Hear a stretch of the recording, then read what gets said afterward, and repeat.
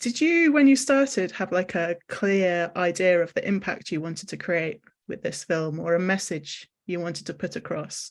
Or were you simply sort of following the story? How did that happen?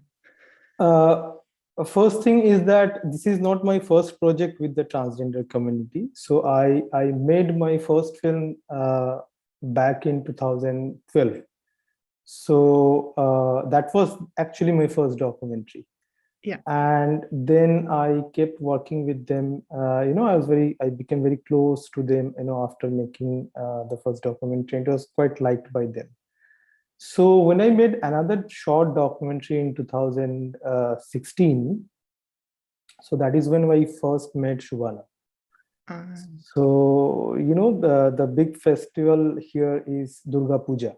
It's one of the, I mean, probably the one of the biggest carnival sort of thing in India. So that's when the trans community in Kolkata, they tried to collaborate with a local club and organize a Durga Puja. So that was second year, and after the first year, the local club, they refused to carry on with the puja with collaboration with the trans community. So that was my film, sort of how they struggled to organize that, and then they went to another club and they finally managed to sort of do that.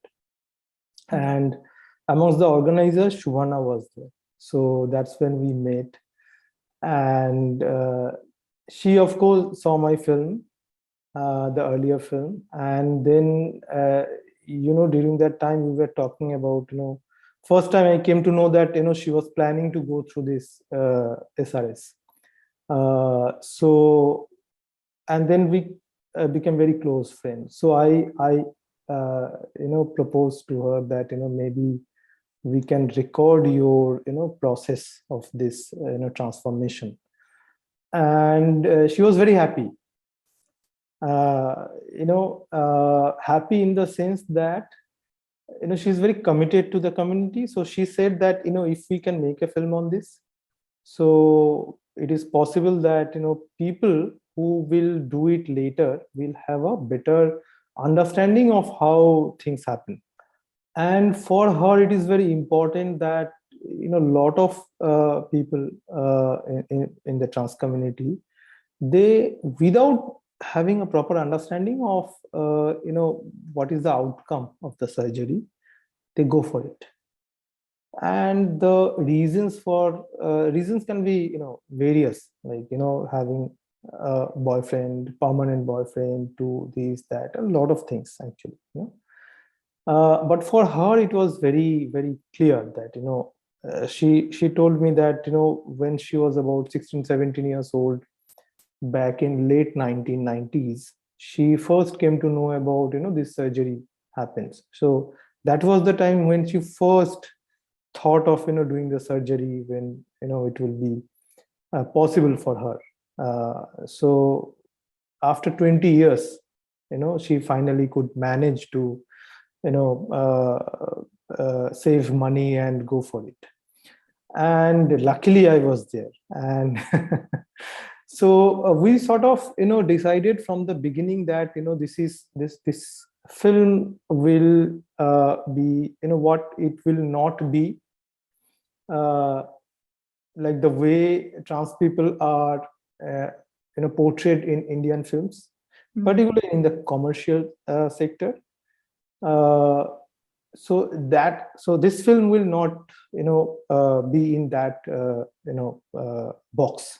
So we thought that what this film will not be like, it will not just talk about the grief stricken all struggle and all these things. So there will be happy moments, there will be the achievements and all these things we would show in the film. So she gave complete access to her life. She took me to her parents, she took me to her boyfriend, even boyfriend's home and all. So it was a wonderful journey actually for me, and very easy because of her. I always say that she is also the co-owner of the film. because it is not just she is appearing in the film, it is also about, she has facilitated a lot of things which otherwise a filmmaker cannot access. So do you feel like you're almost like co-creators of this story? I do, in fact, everywhere I just say that we are actually co-creators of the film. And I don't say co-creators, but I say co-owners. Yeah. Because the creative part of it was probably mostly done by me, but there are other things which she facilitated, particularly if you see the production side of it.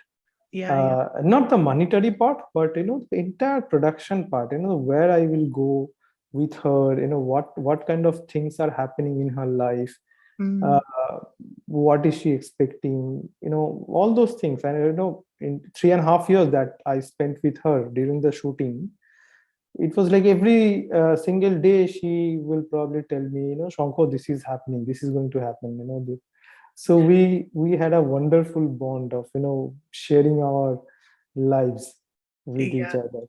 It sounds like a great friendship and collaboration. What is the situation for trans people in India? If you consider say 10 years ago, 20 years ago, from that we have progressed a lot.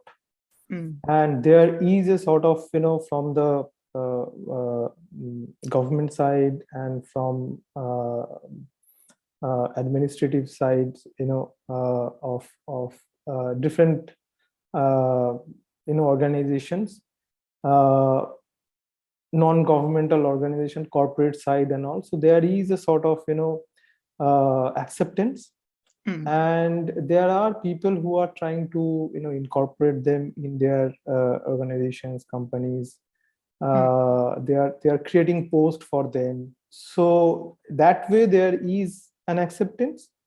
But the problem is it's not just the the formal acceptance. There is also a very strong how should I say, it's like there is something goes beneath that surface, the fear, the anxiety, which actually I wanted to capture that, because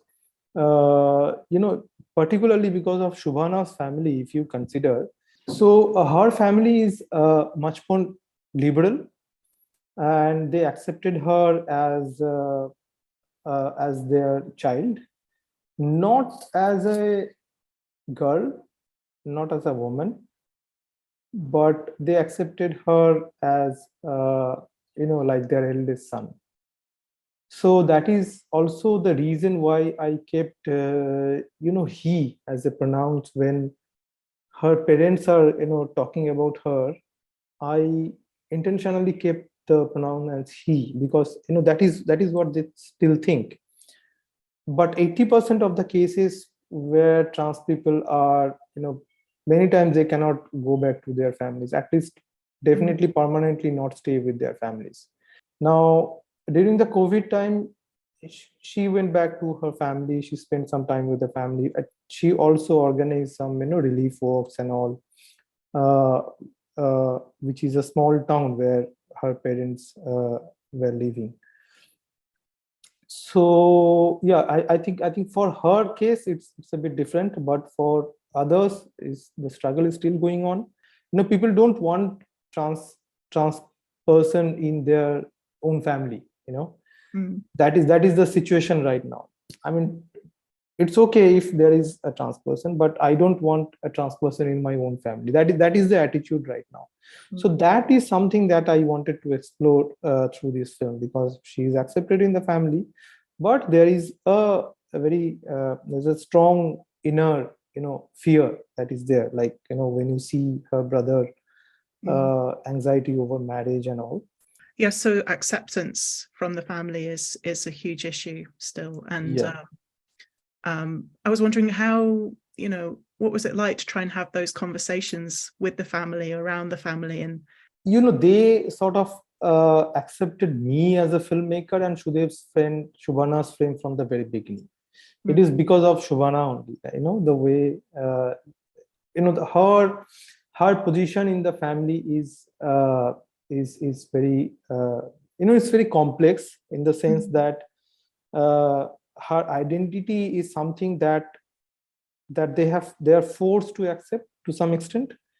But at the same time, Shubhana is not someone who will just hide her identity and leave her family, and like, so she sort of she is a fighter, and she does everything with a lot of transparency.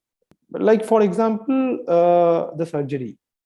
So the surgery was, I have seen people doing the surgery, going for the surgery without telling their family and friends. Also sometimes they do it just like a very in a very clandestine way.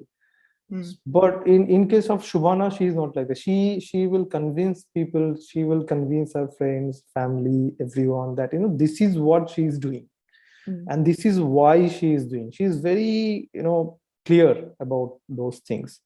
So that is the reason why she has a lot of respect in her family, because she is also a graduate.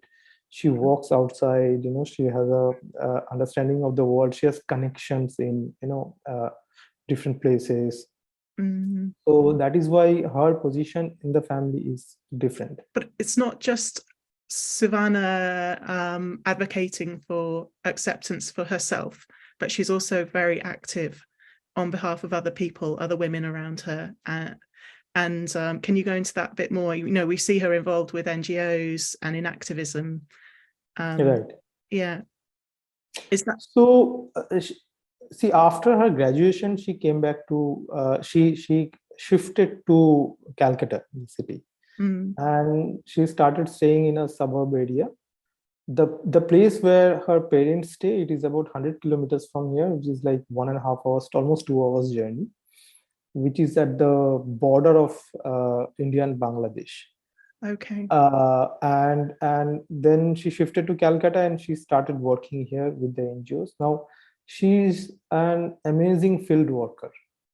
So she has gone to almost all the districts in West Bengal. Now, this part of Bengal after the partition is West Bengal. So she has gone to all the districts. She has tried to, with for the NGOs that who started working, back in late 90s, early 2000. So the primary focus of them was to organize this people in where they can come, they can talk about themselves, and they can share. Shubhana was behind that going to these places and organize these people and all. So she is almost known to everyone in the state, amongst the community members, and they actually respect her a lot. So and she also says that everything that she has achieved today, it is because of the community, it's because of the work she has done with the community. So she always feels anything she wants to do it also along with the community people. So, like, for example, now she has started she and some of her friends, they have started a it's not an NGO, but this is a non-profit company. So who are working in the agricultural field, and they also want to create a shelter home for the trans people. This is what she wants to do. Instead of thinking about her own benefit, she always thinks of the community thing. So that is one unique thing about her. You mentioned that West Bengal's on the border with Bangladesh, and actually the reason that we were introduced to your film was through our friends Tareq by Dhaka DocLab, who I believe is one of the early supporters of the film. Can you go into a little bit more depth about what it's been like for you as a kind of emerging filmmaker? How has this production come about? Have you had a lot of international support, or have you had more support from within India, or is it a bit of both? See, I am mostly into editing. Professionally, I'm an editor. Yeah. And I have been editing for, say, last almost 18-20 years. And I mostly work in documentary field. And I have made only documentaries up till now. So I am more or less known amongst the documentary filmmakers in particularly in Calcutta and also in Dhaka. And when I planned the documentary, that was, started shooting the documentary in 2016. So in 2017, there was the first Dhaka DocLab. So when we were student in Satyajit Film and Television Institute, our teachers, they started a forum called Docage Kolkata, the most prominent, film pitching forum, mentorship and pitching forum. They do a lot of things. So more or less in the same line, they also started in Dhaka, which is called Dhaka DocLab. So I was actually the first filmmaker who pitched at Dhaka DocLab.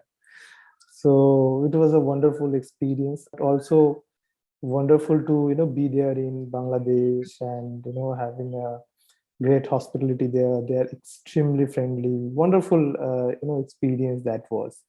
So after Dhaka DocLab, I pitched at Docage as well next year, which is next to next year, 2019. And then in 2020, when the shooting was finished, Dhaka DocLab, they came up with a rough cut mentorship. And then there was Good Pitch. So Good Pitch, they have an India version.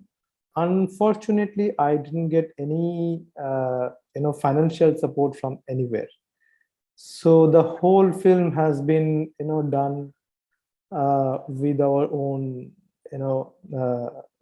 monetary involvement and everything.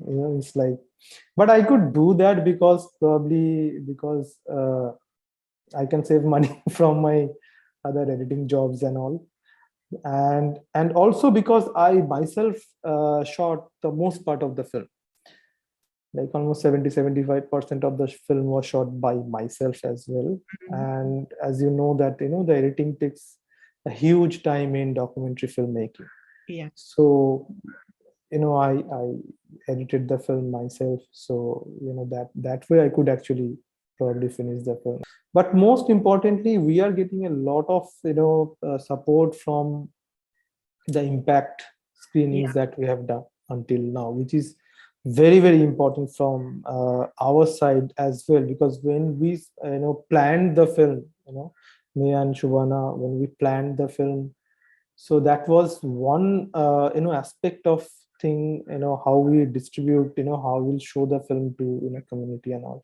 So the film released last year only, so we are in the middle of it, and we are planning to go on with the screening for say next at least 1 or 2 years, because the subject is such that it will be I guess it will be important for the community everywhere. And it is not only for the community. We have done screenings mostly at the universities, and we are also approaching some corporate houses right now so that they can also do some screening and all.